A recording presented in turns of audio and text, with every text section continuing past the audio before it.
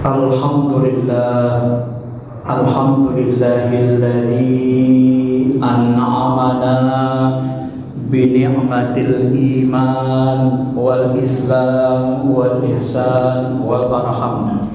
Asyhadu an la ilaha illallah khaliqu kulli syai' wa sa'iril anam, wa asyhadu anna Muhammadan abduhu wa rasuluh alladzi la nabiyya ba'dah. Allahumma salli ala habibina syafi'ina wa maulana Muhammadin wa ala alihi wa sahbihi ajma'in, amma ba'du. Ayyuhal ikhwan rahimakumullah, ittaqullaha haqqa tuqatih wa la tamutunna illa wa antum muslimun. Qala ta'ala fi kitabihil karim, a'udzu billahi minasy syaithanir rajim. Ayyuhan nasu taqu rabbakum, ya ayyuhan nasu taqu rabbakum alladzi khalaqakum min nafsin wahidah wa khalaqa minha zawjaha wa bassa minhuma rijalan katsiran wa nisaa wattaqullaha alladzi tasaaluna bihi wal arham innallaha kana 'alaikum raqiba. Shadaqallahul 'azim. Hadirin jemaah sidang Jumat yang dirahmati Allah, mari sama-sama kita jaga, kita tingkatkan kualitas iman takwa kita dengan imtisalul awamir, melaksanakan perintah-perintah Allah, wajtinabun nawahi, menjauhi segala yang dilarang oleh Allah Subhanahu wa taala. Tema khutbah singkat kita kesempatan hari ini adalah pentingnya silaturahmi. Ayat yang kita bacakan tadi di dalam surah An-Nisa ayat 1 disebut, wahai sekalian manusia, ya, bertakwalah kamu kepada Allah yang menciptakan kamu dari satu manusia, dari Nabi Adam. Kemudian Nabi Adam dari sulbinya, tulang rusuknya diciptakan Hawa. Wa khalaqa minha zawjaha, dia menciptakan pasangan hidupnya dari keduanya. Wa bassa minhuma rijalan katsiran, dan dari keduanya inilah berkembang manusia laki-laki perempuan yang banyak sampai hari ini. Wattaqullah, dan bertakwalah kamu kepada Allah, alladzi tasaaluna, yang kamu saling meminta tolong, saling membantu, wal arham, dan jagalah hubungan tali kasih sayang, karena sesungguhnya kamu berasal dari satu ayah dan satu ibu, yaitu Adam dan Hawa. Sesungguhnya Allah senantiasa alaikum raqiba, sangat raqib, sangat dekat, selalu memperhatikan kehidupan kalian. Ma'asyiral muslimin, jemaah sidang Jumat yang dirahmati Allah, kalau kita melihat ayat ini, bahwasanya manusia itu tidak bisa hidup sendiri. Kalau kita hidup dengan kesendirian kita, maka manusia tidak akan berkembang. Maka Adam sendiri di sorga tidak merasakan kenikmatan yang sempurna sebelum Hawa diturunkan ke sorga, diciptakan dari tulang rusuknya. Karena itulah ma'asyiral muslimin, sudah menjadi naluri dan fitrah awal penciptaan manusia, bahwa manusia itu punya kecenderungan kepada lawan jenis, dan dengan begitu Allah Subhanahu wa taala bisa memakmurkan bumi ini. Maka tujuan Allah menciptakan hawa nafsu kita adalah dalam rangka kebaikan, untuk memakmurkan bumi.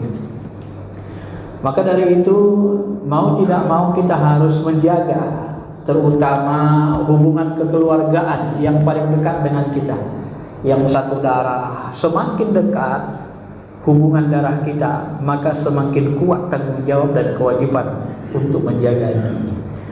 Orang-orang yang tidak mau menghubungkan silaturahmi, banyak sekali ancaman-ancaman yang Allah katakan kepada mereka.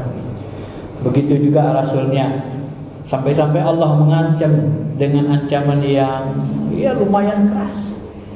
Bahasa Tuhan agak unik. Fahal asaitum in tawallaitum am tufsidu fil ardi wa tuqatti'u arhamakum. Jangan mentang-mentang kami kasih kuasa, lalu kamu buat kerusakan ke muka bumi dan kamu memutuskan tali hubungan silaturahmi. Apa begitu mau kamu? Kira-kira begitu kan. Maka Allah Subhanahu wa taala mengancam orang-orang yang memutuskan silaturahmi ini akan mengalami kehancuran baik di dunia maupun di akhirat. Sampai-sampai Nabi mengatakan salah satu dosa yang li sahibihil uqubah fid dunia, dosa yang paling cepat ajabnya yang diterbitkan atau dimunculkan Allah di dunia ini, dosa yang dibalas Allah di dunia tidak ditunggu sampai akhirat. Apa itu? Salah satu kata Allah, kata Nabi SAW adalah waqati'atir rahim, memutuskan hubungan silaturahmi. Coba perhatikan dalam kehidupan kita, berapa banyak adik-beradik saling saudara kandung, ya, saling saudara kandung antara keluarga istri, keluarga suami, selalu sering kita temukan terjadi bentrokan sehingga putus hubungan silaturahmi. Kadang-kadang karena masalah harta, ya, harta warisan. Apalagi harta warisan ini kalau orang tua kita bilang ini panas sekali kan. Tak ada orang yang bahagia di dunia ini kita lihat yang mengakali, menghantam harta warisan itu dengan sendirinya. Coba lo perhatikan, nggak ada yang sukses. Orang yang tamak dengan harta warisan tidak mau bagi kepada saudaranya rata-rata akan mengalami kehancuran. Paling tidak di penghujung hidupnya. Karena ini Nabi mengatakan ajabnya itu di dunia, tidak di akhirat. Di dunia pun diajab. Inilah betapa sebenarnya dosa silaturahmi ini sangat mengerikan sekali, ya. Berbeda dengan orang-orang meninggalkan sholat, dia tobat, dia istighfar, dia mohon ampun kepada Allah dengan sebenar ampun, maka Allah ampuni dosanya. Di dunia tak diajab, di akhirat juga tidak diajab. Tapi kalau silaturahim ini tidak bisa kecuali dia minta maaf, ya, kecuali dia kembali menghubungkan silaturahmi. Kalau sudah terputus, hubungkan. Qalbu kita tetap menghubungkan, tidak boleh memutuskan hubungan tali persaudaraan. Sebab orang-orang yang memutuskan tali hubungan saudara diancam Nabi dalam hadis sahih Bukhari Muslim, la yadkhulul jannah man qati'ur rahim. Tidak akan bisa masuk surga orang yang memutuskan tali hubungan silaturahmi. Bahkan di dalam hadis kursi Allah Subhanahu wa taala pernah juga mengatakan, ya, bahwa sesungguhnya Allah Ta'ala ini sangat murka. Silaturahim itu, rahim itu berasal dari namanya Mustaq Ar-Rahman. Nama Allah yang paling agung itu adalah Ar-Rahman Ar-Rahim, pengasih penyayang. Maka barang siapa menghubungkannya, maka Allah akan menghubungkan dirinya dengan rahmatnya. Tapi barang siapa memutusnya, maka Allah akan memutuskan rahmat dari dirinya. Sil man qata'aka wa'ti man haramaka wa'rid amman zalim. Ini pesan Nabi lagi. Sambunglah silaturahmi, ya, berikan kepada orang yang tak mau memberi. Walaupun sudah diputuskan hubungan silaturahmi, kita tak mau dia memberi, tak mau menyapa, sambung. Bagaimana cara menyambungnya? Kita yang mendahului, bukan silaturahmi. Menghubungkan silaturahmi itu bukan kalau dia mengasihi, kita mengasihi, membalas dengan yang baik, bukan begitu. Tapi dia putuskan hubungannya, lalu kita sambung, itulah disebut dengan menghubungkan silaturahmi. Artinya yang sudah putus yang dihubungkan. Kalau yang sudah terhubung dihubungkan, sebenarnya tidak termasuk di dalam hadis disebut tidak dimasukkan kepada silaturahmi, ya, menghubungkan silaturahmi. Tetapi tetap kita mendapat pahala silaturahmi itu sendiri.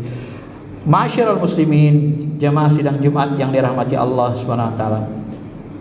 Kemudian dalam hadis lain juga dikatakan Nabi, innal a'mali bani adam tu'radu kulla khamsina lailah jum'ah fala yuqbalu amalan qatir rahim. Nah, ini lagi lebih dasar. Sesungguhnya amal-amalan ibadah anak Adam itu ditunjukkan setiap hari Kamis malam Jumat. Nah, inilah semalam kan kemarin.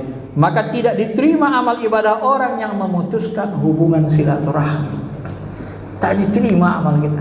Kenapa? Karena kita ada di muka bumi ini berkat orang tua kita. Kalau kita putuskan hubungan orang tua kita sama diri kita, tak diterima amal kita.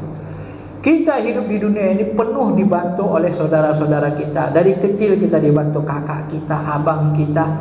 Kebutuhan-kebutuhan pokok kita dibantu mereka untuk memenuhinya. Bahkan pendidikan kita pun dibantunya. Uang kuliah kita dibayari sama mereka. Lalu setelah kita besar, kita putuskan hubungan. Padahal darah daging kita, makanan kita berasal dari kerja usaha mereka.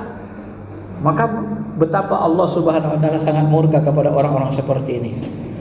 Maka dari itulah wajar juga ketika Nabi SAW mengatakan dalam hadis lain, la tanzilur rahmah ala qaumin bihim qadir rahim.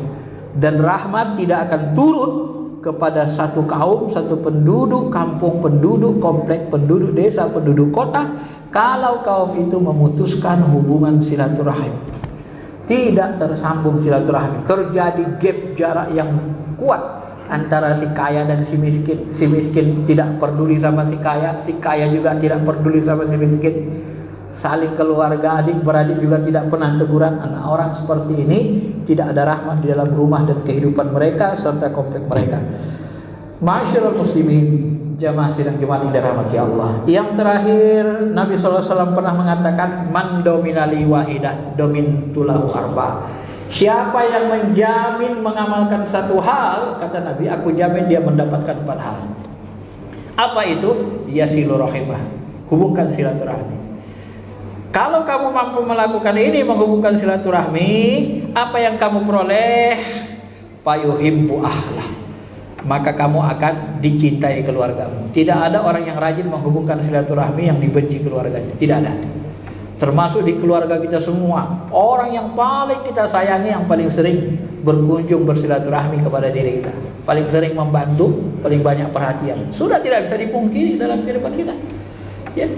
Kadang dia telepon kita, gimana anakku itu? Anakku itu kan sudah kuliah, udah semester berapa? Sudah dapat kerja belum? Ini ada kerja ini, senang kita. Ini ada ini uang ini kalau masih butuh, senang. Sudah di akhir ada yang bantu. Itu silaturahmi. Payuhibbu ahlah, semua keluarga akan mencintai ya. Yang kedua, wa yuwassau ala rizqih, maka diperluas rezekinya. Dengan banyak silaturahmi, rezeki, pintu-pintu rezeki terbuka semakin luas. Semakin banyak kita silaturahmi, semakin luas rezeki kita. Cuma kadang-kadang orang menyalahkan istilah silaturahmi ini untuk buka rezeki. Inilah orang modern kan. Apa yang mereka lakukan? Mereka rubah kata silaturahmi dengan lobby. Yuk kita lobby dulu biar cair katanya. Itu sebenarnya silaturahmi, cuman disalahgunakan. Bahasanya dimodernkan seperti itu. Padahal sebenarnya silaturahmi itu memang buka pintu rezeki. Tapi dengan silaturahmi itu sudah dipastikan semakin mudah, semakin banyak pintu-pintu rezeki yang dibuka Allah Subhanahu wa taala. Yang ketiga, wa yuzadu bi umri. Ditambah umur kita. Wafat kita, umur kita 60 tahun. Lalu karena saudara-saudara kita masih banyak yang membutuhkan, mereka berdoa, kita tak lihat, tak dengar. Ya Allah, panjangkanlah umur Bapak itu.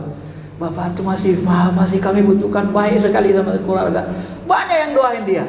Naik umurnya 65 tahun. Besok didoakan lagi. Sehat dia 70 tahun. Saya melihat banyak orang yang menghubungkan silaturahmi di warga. Setiap bulan dia kumpul warga, dia buat kajian di rumah dia danai semua, dikasih makan seperti bersedekah gitulah. Kalau di sini di Wirid Yasin kan, saya lihat umurnya sudah 80-an masih sehat, masya Allah. Dan amalannya itu, ternyata pengajiannya sudah sampai ratusan kali sepanjang hidupnya dia lakukan seperti itu. Dia hubungkan silaturahmi dan Allah berikan nyata dalam kehidupan hari ini. Masyarul muslimin, jemaah sidang Jumat yang dirahmati Allah. Wa yuzadu fi umri, ditambah umurnya, bisa ditambah beneran, atau ketika kita meninggal orang masih mengingat kita. Setiap ada kumpul di lebaran, kumpul puasa buka bersama, semua orang teringat. Aduh, kalau adalah bapak ini dulu, teringat tuh bayang-bayang. Seandainya dia, kadang-kadang kita merasa kepergian orang-orang soleh itu, kita merasa dia seperti masih hidup. Dan kadang-kadang kita berharap bahwa dia senantiasa di sisi kita. Nah halnya ini termasuk dari bagian dari panjang umur. Kenapa? Karena memang kita berbuat baik menghubungkan silaturahmi. Maka orang-orang yang menghubungkan silaturahmi ini bisa dipanjangkan umurnya betulan, bisa walaupun sudah meninggal tapi masih dikenang sehingga terkesan umurnya panjang, dikenang oleh orang ramai. Dan yang terakhir kata Nabi SAW, orang yang menghubungkan silaturahmi ini kami beri jaminan, dijamin wa yudkhilul jannatal lati wa'ada. Dia dijamin Nabi SAW akan memasuki surga Allah Subhanahu wa ta'ala. Inilah 4 jaminan yang diberikan Allah kepada orang-orang yang menghubungkan silaturahmi. Dan banyak sekali lagi hikmah-hikmah, manfaat, keutamaan-keutamaan bagi orang-orang menghubungkan silaturahmi. Dari sebahagian hadis-hadis yang kita sebutkan. Di samping itu banyak lagi ya. Karena sesungguhnya silaturahmi ini adalah salah satu sifat Allah yang Maha Agung, Ar-Rahman Ar-Rahim, Asmaul Husna, dan orang-orang yang melaksanakannya, cara menunaikan hak Ar-Rahman Ar-Rahim ini dengan menghubungkan silaturahmi, dan orang yang melaksanakannya dia akan menjadi orang yang paling disayangi oleh Allah dan dekat dengan rahmat Allah. Dan sebaliknya orang yang memutusnya, dia yang diputus oleh Allah Subhanahu wa taala. Sehingga dalam sebuah hadis lain disebut bergoncang aras itu ya, ketika hubungan silaturahmi itu diputus. Kenapa? Karena dia memutuskan kasih sayang. Ar-Rahman Ar-Rahim itu terlihat di arasnya Allah Subhanahu wa taala, dan amalan keburukan yang salah satu bisa menggoncang aras adalah memutuskan hubungan silaturahmi. Berlindung kita kepada Allah, mudah-mudahan Allah berikan kita kelapangan hati untuk saling bersilaturahmi, saling berbagi, saling memperhatikan sesama kita, sesama umat Islam, khususnya kita yang ada di komplek ini. Barakallahu li wa lakum fil Qur'anil Karim wa nafa'ani wa iyyakum bima fihi minal ayati wa dzikril hakim wa taqabbala minni wa minkum tilawatahu innahu huwal ghafurur rahim.